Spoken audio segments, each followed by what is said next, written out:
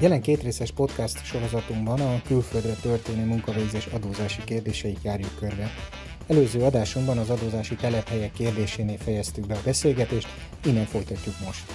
Megnézzük, milyen adókötelezettségek merülnek fel, ha a munkavállalásunk ilyen adójogi virtuális telephelyet keletkeztetne a munkáltatónak.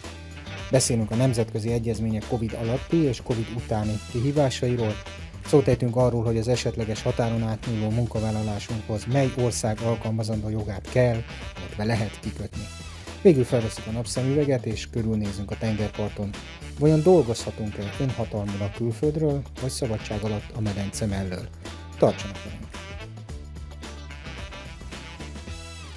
És azért, ha megnézzük a távmunkát, az utóbbi években a jogalkotó itthon is ezt felemelte egy olyan szintű szabályozottságra, amire azt lehet mondani, hogy elismerte, hogy ennek van úgy létezési jogalapja, hogy normálisan kell ezt szabályozni. Tehát azt, hogy hol a felelősség, munkahelyi balesetek, hogyan lehet ellenőrizni a munkavállalót, meg hogy alapból azt, hogyha valaki távmunkában dolgozik, azt a munkaszerződésnek ki kell mondania. A kérdést dr. Petrovics Robertóval, az EKÉSZ senior adótanácsadójával jártuk körbe. Én Kertész Gábor vagyok, ez pedig itt az EKÉSZ nézőpont, tekintsenek a kérdésekre a mi szemünkkel. És az arány nem számít? Tehát mondjuk vegyünk egy fejlesztő céget, én is IT fejlesztő vagyok, 2000 fejlesztőt alkalmaz, és én leszek az egyetlen magyar. Ez is telephely attól, hogy gyakorlatilag az én hozzájárulásom a céghez abszolút vonal alatti. Összességében. Ez egy olyan kérdés is, amit minket is nagyon régóta foglalkoztat, nagyon sokféle szempontból próbáltuk megközelíteni. Mi is mindig sajnos arra jutottunk, hogy egyszerűen nincs olyan mennyiségi megkötés, ami bevétel, létszám, profit, bármilyenhez, ha úgy allokáljuk, azt látjuk, hogy már pedig akkor ez biztos nem telephely, mert elenyésző, és egyébként ezt az adóhatóság is így szakmai állásfoglalás keretében megerősítette. Hogy sajnos egy ember is lehet telephely, egy több tízezer fős cégnek is. Jó, akkor térjünk rá a lényegre, ami mindenkit érdekelhet ezek után, hogy és mi van akkor, ha van a telephely? Ha telephelyünk keletkezik, na ez egy érdekes kérdés, akkor például kezdjük is ott, hogy gazdasági, tehát ezt be kell jelenteni a NAV felé. Bejelentjük, hogy van egy magyar telephelyünk, nyilvántartásba vetetjük magunkat. Kapunk egy adószámot, egy másikat. Így van, egy másik adószámot, mint ami a kifizető, vagy a külföldi foglalkoztatói, és a telephely regisztrációval egyébként kifizetőkké válunk. Tehát onnantól kezdve megnyílik úgymond a kifizetői adózás fogalma a társaság, vagy a személyi jövedelemadóban, és az adózás rendje szerint, vagy adózás rendjéről szóló törvény szerint egyébként kifizetőkké válunk. És akkor ez érinti a társasági adót, érintheti, és azért főszabály szerint érinti a helyi iparűzési adót, ezzel az innovációs járulékot, és minden olyan kötelezettséget, amik azokra a vállalkozásokra települnek, akik gazdasági céllal letelepedtek Magyarországon, mert a telephellyel így ez a kitétel igazából megvalósul. És a társasági adóalapot megállítani, akkor speciális szabályok alapján kell, tehát hogy nyilván azért azt tudni kell, hogy ha mondjuk visszatérve az előző példára, adott egy több ezer fős cég, és egyébként a bevétel elenyésző részét generáló egy darab alkalmazott ide kerül Magyarországra, attól még nem kell a vállalkozásnak arra számítania, hogy ilyen épésszel felfoghatatlan mértékű adót kell majd itt fizetnie, erre megvannak a szabályok, hogy a különböző menedzsment költségekből mennyit kell ide allokálni, illetve a bevételt hogy kell megosztani. Ez alapján lehet igazából kiszámítani azt, hogy mennyi társasági adókötelezettsége keletkezik a vállalkozásnak. Nézzünk akkor, hogy mi lehet életszerű egy ilyen esetben. Mondjuk a távolról való munkavégzés ide-oda, de azért néha biztos ki kell utazni. A más nem, általában az elején biztos. A betanítás, onboarding idejére ki kell menni a cég székhelyére, illetve utána is előfordulhat rendszeresen, hogy meg kell jelennünk bizonyos meetingekre vagy oktatásokra. Ezt hogy kezeli a rendszer? Ha egyezményes országról beszélünk, akkor mindaddig az illetőségünk szerinti országban kell adóznunk, amíg a foglalkoztatónk magyar illetőségű, és nem haladja meg a 183 napot a kint töltött idő. Viszont ha nincs telephelye a vállalkozásnak Magyarországon, aki egyébként fedezi a mi bérköltségünket, akkor szinte biztos, hogy kinti illetőséggel fog bírni az adott vállalkozás, ahova megyünk ki. Még egyébként, ha van magyar telephelye, akkor is célszerű ezt vizsgálni, hogy pontosan ki az, aki a költséget viseli, de hogyha kinti illetőséggel bír, mert magyar telephelyet nem regisztrálnak, akkor azok után, a napok után, amit kint töltünk, a főszabály az, hogy azt az adóalapot meg kell osztani, és akkor lesz pár nap, ami után mondjuk ez esetben, amit beszéltünk, adott esetben Svájcban kell megfizetnünk az adót, míg az itthon töltött napok után meg Magyarországon. Tehát akkor van egy elemzőnk, aki még soha nem találkozott nemzetközi viszonyokkal, most elvállalna ezt a munkát, egyrészt a svájci cégnek be kéne regisztrálni, illetve akkor most van ő, akinek meg kéne kérnie saját magának egy svájci adóazonosító jelet azért, mert 2 napot kín volt onboardingon. Így jó? Van. Hogyha ugye van magyar telephely, akkor tényleg azt kell vizsgálni, hogy most akkor melyik telephely viseli a költségeket, de hogyha mondjuk telephely nincs, vagy nincs regisztrálva, akkor a főszabály az, hogy amikor oda megyek ki, ahova dolgozom, ott kell adóznom, mert azt mondja az egyezmény, hogy ha abban az országban dolgozom, ahonnan kapom a pénzt, ha én másik illetőségű is vagyok, ott kell adózni, viszont ha mondjuk azt mondjuk, hogy a svájci cég engem Olaszországban, meg Franciaországba küld ki onboardingra 1-2 napra, azok mint rövid üzleti utak, viszont az én saját magyar illetőségem szerint fognak adózni, igen. Tehát az szerencsére nem kavar be. Viszont ilyenkor mindig felmerül a kérdés, nem is igazán tudom, hogy most ebben van-e valamilyen mozdulás, mert ugye beszélünk itt egyezményekre, amelyek nagy része lehet akár a 70-es, 80-as évekből származik, tehát abszolút egy más világba lettek ezek megfogalmazva.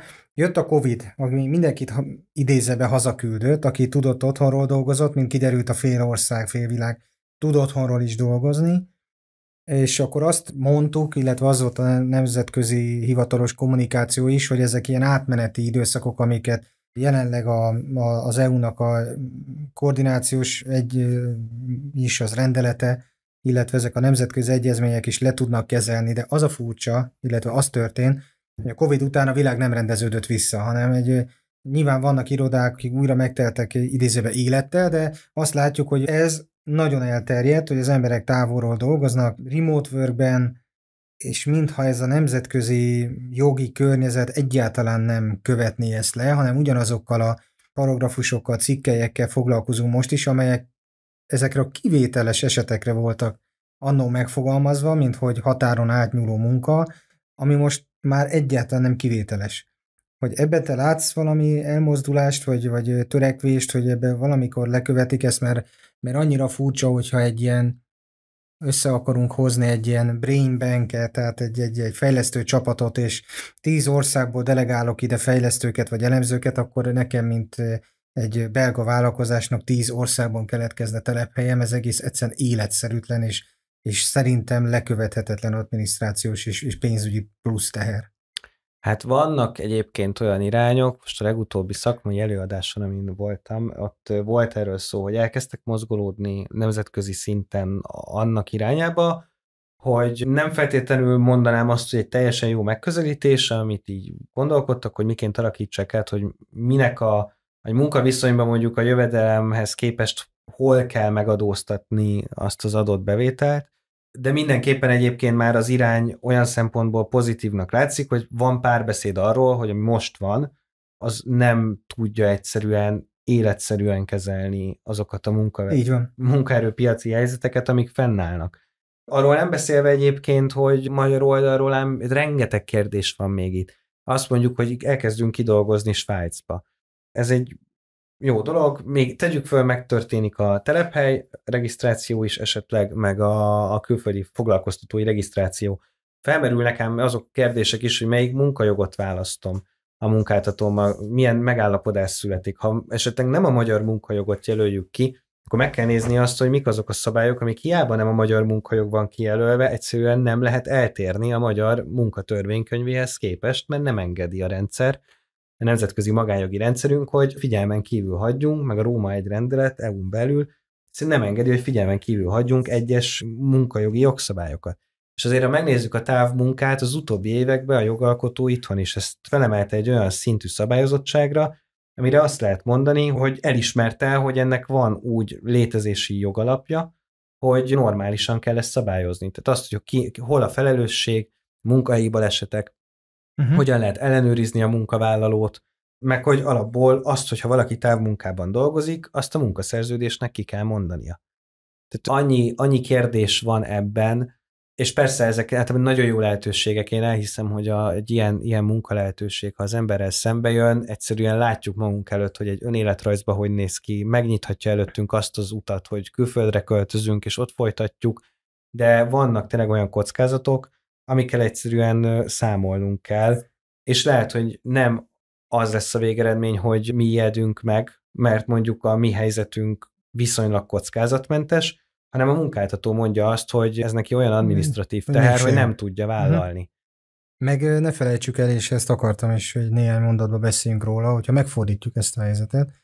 Tehát, hogy dolgozunk Magyarországon egy magyar cégnek, de távolról, és olyan a munka körülményeink, hogy valójában bárhonnan dolgozhatunk, és akkor itt jön ez a tipikus, na leszek én is nomád, és akkor dolgozhatok akárhonnan idézőjelbe, és egy off-season időszakban mondjuk kimegyek fél évre Goára, vagy nem most mondjak valami extrémet, és onnan dolgozom, hogy ez sem jó így, vagy legalábbis nem lehet ez csak úgy az a munkáltatóval való egyeztetés nélkül megtenni, hiszen ha csak egy töredékét feltételezzük mondjuk az indiai jogról, hogy hasonló a magyarhoz, akkor ezzel egy indiai telephelyet húzunk be, rántunk be a képbe azonnal a magyar munkáltató részére, ugye? Hát igen, ugye ilyenkor ezeknél a kérdéseknél mindig nekem is egy picit megfájdul a szívem, nem ilyen egyszerű a külföldről szeretnék dolgozni, hiába valaki távmunkában dolgozik.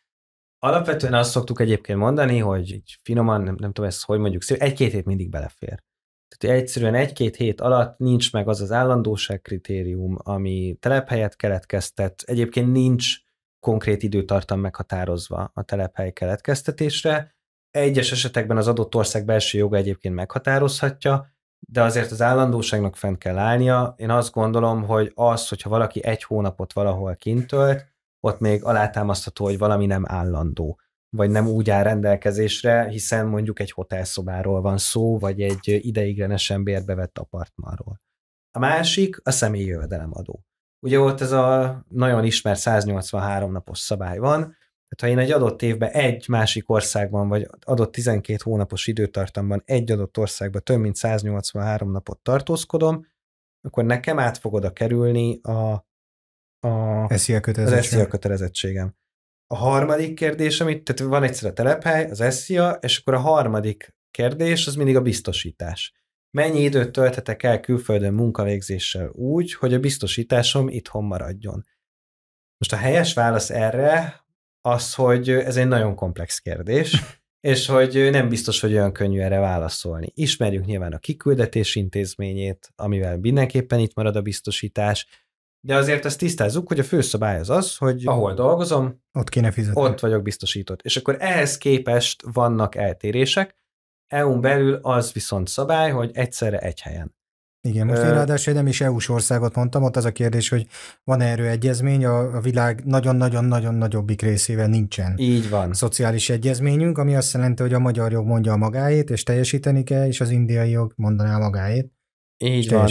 Most azért én alapvetően azt gondolom, hogy még abba is bele lehet kötni, és meg lehet találni, egyébként főként a biztosítási vonalon, hogy hol a probléma egy ilyen helyzetben, de azért az viszonylag bevett gyakorlat, így a nagyobb multicégeknél, meg ahol távmunkára lehetőség van, hogy mondjuk adott egy család, akik elutaznak 1 hétre, vagy mondjuk 2 hétre, amiből az egyik családtag csak 1 hét szabadságot vesz ki, a másik 1 héten pedig kint dolgozik, és így kvázi meghosszabbítja a nyaralását, és külföldről dolgozik be.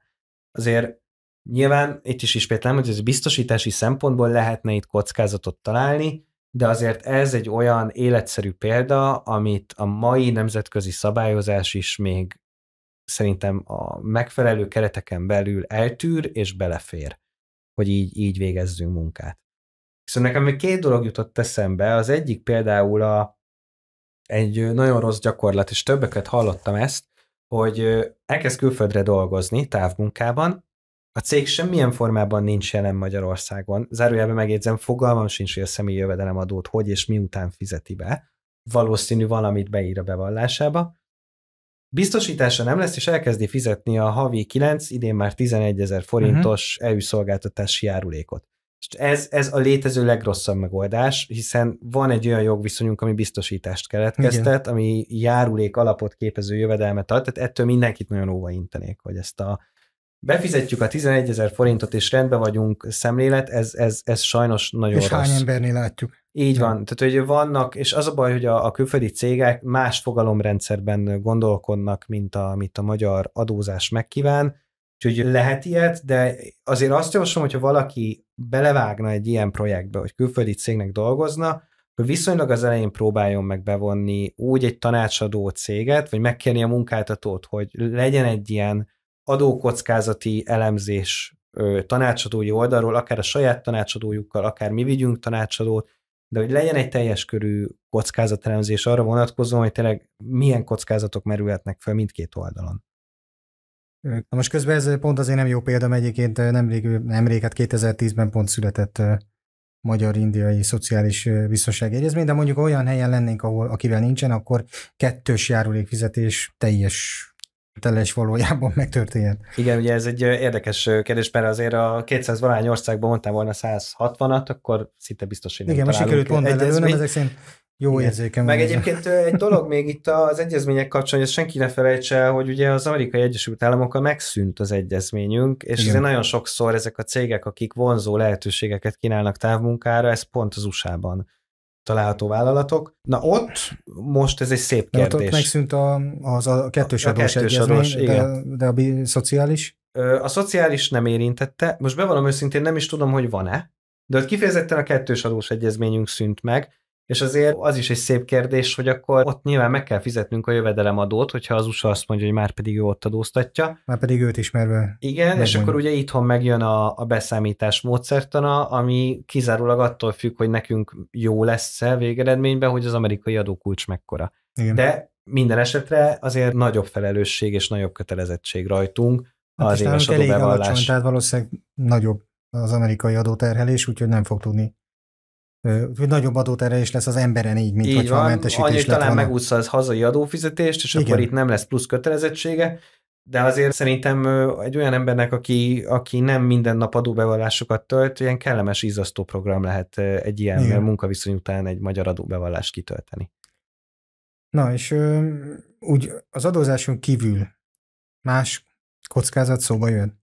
Hát ugye említettem ezt a munkajogi kérdést, ezt azért érdemes mindenképpen átgondolni, és azért ugye azt tudni kell, hogy ezek a munkajogi garanciák, amik így a nemzetközi munkavállalás kapcsán fönt vannak a terítéken, azok azért mind a munkavállaló érdekeit hivatottak védeni, úgyhogy ezért nem szabad ezek mellett szó nélkül sem elmenni. Tehát például ne hagyjuk magunkat egy olyan helyzetbe belevinni, mert nem is feltétlenül jogszerű, sőt, szinte biztosan nem az, hogy például a magyar munkajog megengedi a 20 nap alapszabadságot, és egy olyan munkáltatót találunk, aki a saját joga szerint ilyennél kisebb alapszabadságot szeretné számunkra biztosítani. Tehát a magyar eltérés nem engedő munkajogi garanciák, azok főszabály szerint alkalmazandók maradnak. Illetve hát azért azt érdemes még, hogy vannak olyan szektorspecifikus szabályok, amik adott területen tevékenykedő munkáltatók kapcsán felmerülhetnek, engedélykötelezettségek, bejelentési kötelezettségek, amiket mi laikus munkavállalóként nem is kell tudnunk hogy számon tartsunk, de azt kell tudnunk látni, hogy az adott munkáltató minden területen elég körültekintően jár el. Ezt meg szerintem így sajnos a beszélgetések és az interjúk során kell tudni felmérni. Akkor most az egész megbeszélgetésünkből két konzekvenciát tudunk levonni. Az egyik az, hogy legyen állandó kontakt a munkáltató munkavállaló között, mert itt a feladatok egyrészt megosztottak, járulékot egyik fizet, adót másik fizet, van-e telephely, nincs telephely, ne keveredjünk olyan helyzetbe, ahol esetleg nekünk kell egy munkáltató helyett kötelezettséget teljesíteni, de olyan helyzetbe se menjünk bele, ahol a saját magyar munkavállalónknak okoznánk extra adminisztrációs kötelezettséget a tudtán kívül. Nyilván ezért mondom a kontaktot, mert persze megegyezni bármiben meg lehet.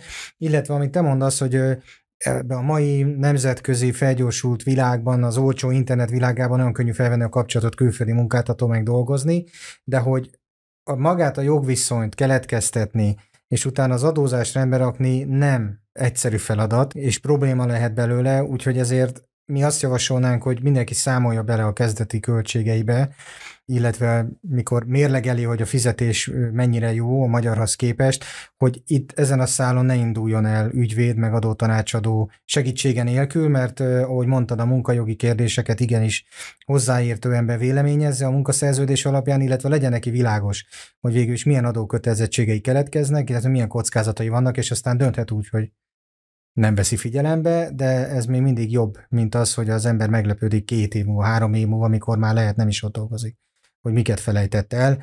Ráadásul ezt a levelet majd németül írják, vagy ki tudja, hogy hova dolgozott, és aztán kereshet meg egy ottani tanácsadót, hogy segítsen. Hát igen. De alapvetően is azt mondanám, hogy nincs olyan munkaviszony, amit egy ilyen felállásban ne lehetne megkötni. Igen. Biztos, még a rendszer túl bonyolult, ugye, ahogy beszéltük, mert nem követi le ezt a mai világot, ezt a remote work-ös világot, de tény az, hogy mindenre van válasz, le lehet vezetni az egyezményekből, de nem instant válaszok, nem off the shelf, vagy dobozos válaszok. Ha valamivel hazamegyünk, az az ilyen, hogy amikor megtetszik hirtelen egy bruttó fizetés, akkor annak azért egy észrevehető részét számoljunk azzal, hogy ezeknek a kérdéseknek a megválaszolására kell költenünk. Nem éri meg rajta spórolni, mert hosszú távon sokkal fájdalmasabb lehet, amikor ezekhez már adóbírság vagy más típusú bírságok társulnak. Szuper. Köszönöm szépen, Olta. Hát én is köszönöm.